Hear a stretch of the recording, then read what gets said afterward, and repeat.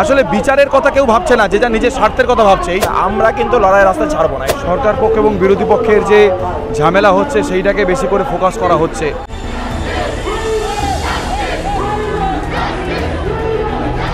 কোনো রকম পলিটিসাইজেশন হোক, কোনো রকম রাজনীতিকরণ হোক, এটা আমরা চাইনি। বিচারের বাণী যে নীরবে নিভৃতে কাঁদে, এটাই হয় আমাদের দেশে, এটাই হয়। আজকে স্বাধীনতার এত বছর পরেও বিচার চাইতে আজকে 20 দিন ডাক্তারদের পথে নামতে হচ্ছে।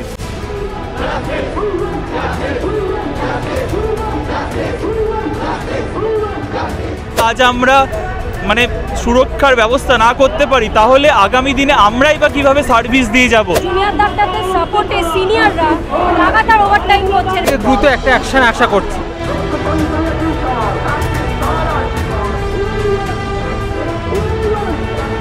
কিছুটা ক্ষেত্রে আশা ভেঙেছে, কিছুটা ক্ষেত্রে হয়তো এখন আশাবাদী থাকতে হবে। আগামী দিনে যাতে এই ধরনের নৃশংস ঘটনা, এরকম শেমফুল ঘটনা যেন আর না ঘটে। 20 দিন পেরিয়ে গেছে, এখনো অব্দি কোনো বিচার হলো না, আমাদেরকে এখনো রাস্তায় নামতে হচ্ছে। ছি, ধিক্কার।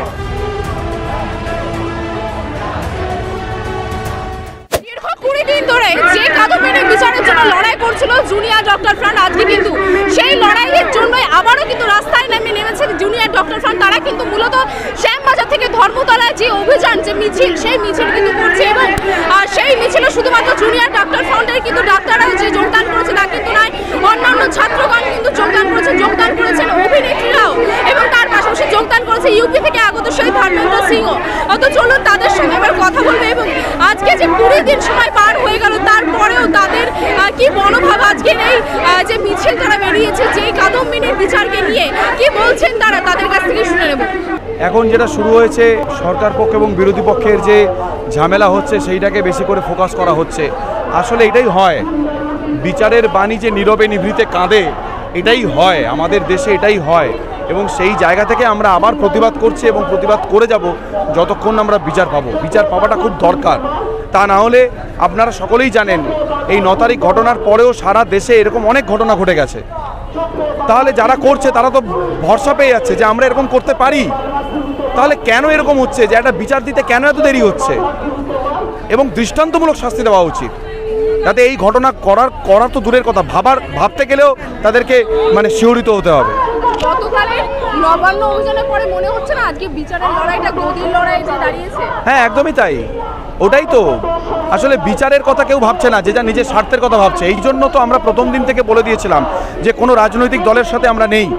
আমাদের এটা সম্পূর্ণ একটি অরাজনৈতিক আন্দোলন, এবং অরাজনৈতিকই আন্দোলন।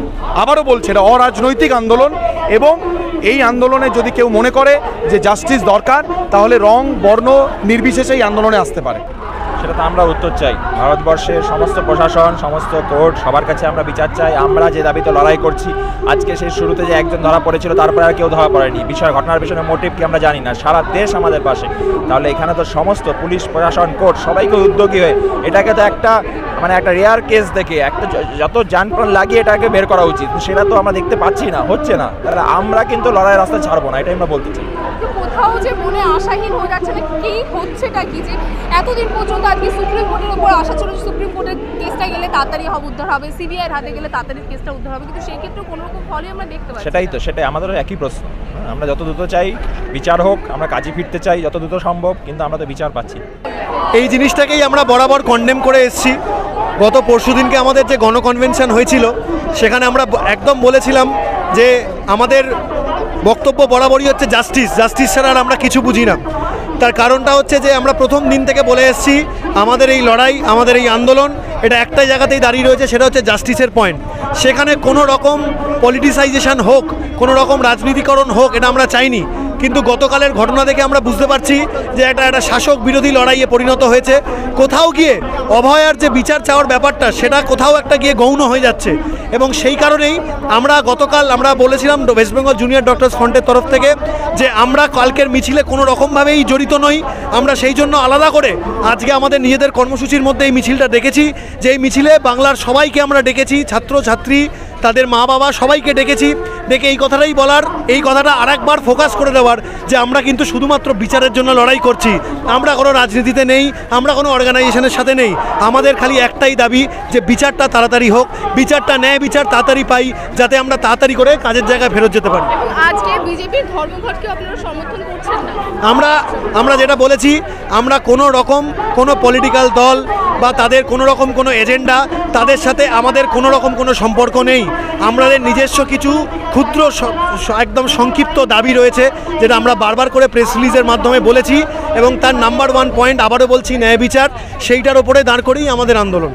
দেখুন, এটা আমরা একাধারে যেমন হতাশ, একাধারে আমাদের কাছে প্রশ্ন করার আর আমরা ভাষা পাচ্ছি না যে আজকের স্বাধীনতার এত বছর পরেও একটা ঘৃণ্য ঘটনা যে তার ওয়ার্ক প্লেসে হলো, নৃশংস হত্যাকাণ্ড এবং রেপ, এই ঘটনার বিচার চাইতে আজকে 20 দিন ডাক্তারদের পথে নামতে হচ্ছে।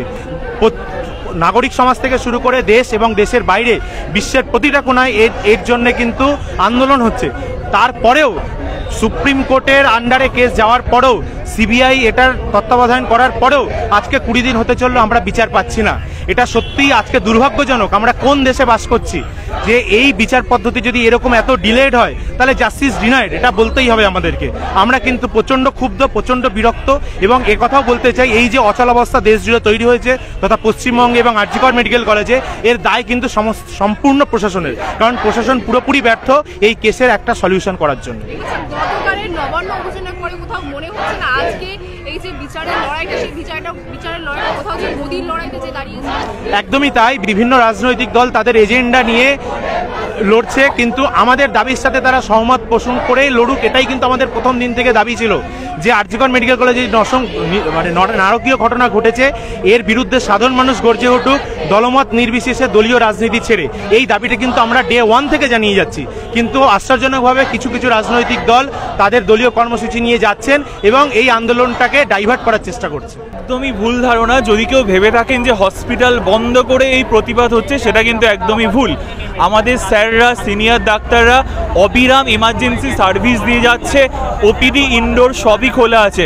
সুতরাং এটি খুবই ভ্রান্ত ধারণা।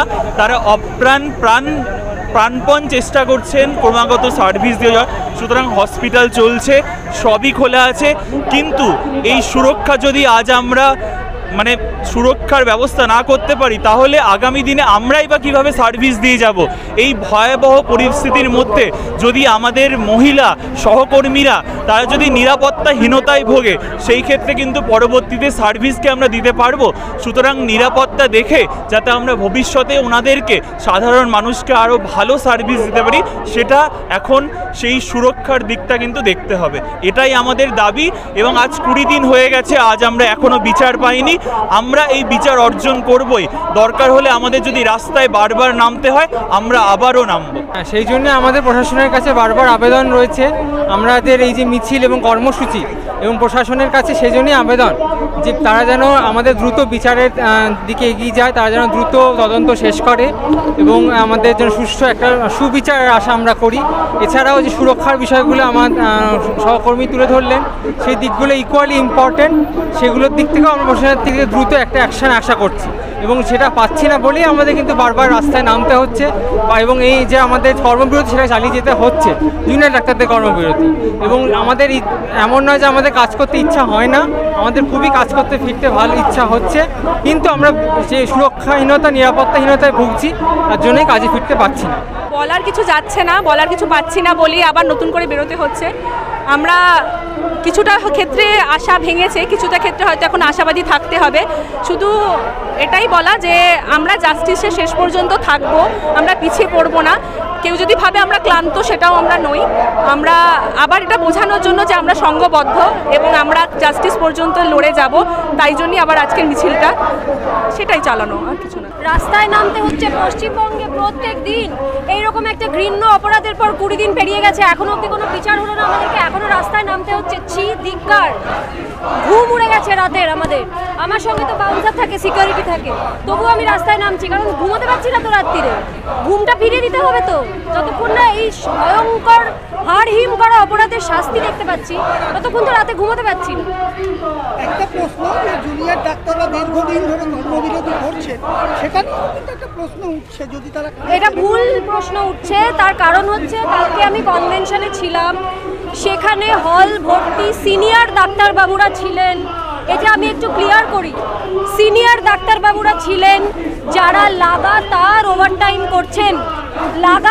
ওভারটাইম করছেন, জুনিয়র ডাক্তারদের স্ট্রাইককে সাপোর্ট করার জন্য, যাতে কোনো রকম কোনো চিকিৎসার অসুবিধে না হয়। তারা লাগাতার ওভারটাইম করে পুষিয়ে দিচ্ছেন। কাজে যেটা ছড়ানো হচ্ছে সেটা ভুল। জুনিয়র ডাক্তারদের সাপোর্টে সিনিয়ররা লাগাতার ওভারটাইম করছেন, এটা আপনাদের জেনে রাখা দরকার।